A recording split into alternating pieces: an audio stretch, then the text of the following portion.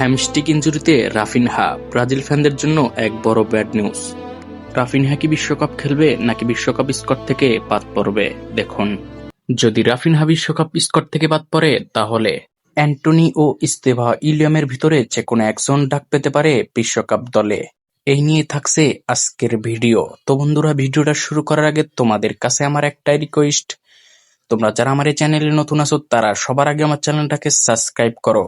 তো বন্ধুরা, চলো ভিডিওটা শুরু করা যাক।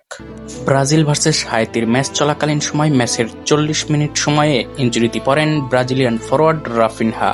এখনো মেডিকেল টেস্ট করা হয়নি, তাই এখনো শুদ্ধভাবে বলা যাচ্ছে না হ্যামস্ট্রিং ইনজুরি নাকি কোনো সাধারণ ইনজুরি।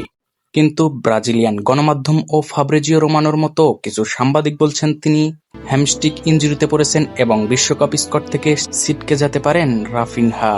যদি রাফিনহা বিশ্বকাপ স্কোয়াড থেকে ছিটকে যান তাহলে তার বদলি প্লেয়ার হিসেবে বিশ্বকাপের স্কোয়াডে জায়গা করে নেবেন এস্তেভা ও অ্যান্টনির মতো তারকা ফুটবলার। তো বন্ধুরা, আজকের ভিডিও এই পর্যন্তই। যদি এ ধরনের সকল ফুটবলের ইনজুরির আপডেট ও খেলাধুলার সকল ধরনের ভিডিও পেতে চাও তাহলে আমার চ্যানেলটাকে সাবস্ক্রাইব করে লাইক, কমেন্ট, শেয়ার করতে কিন্তু ভুলবে না।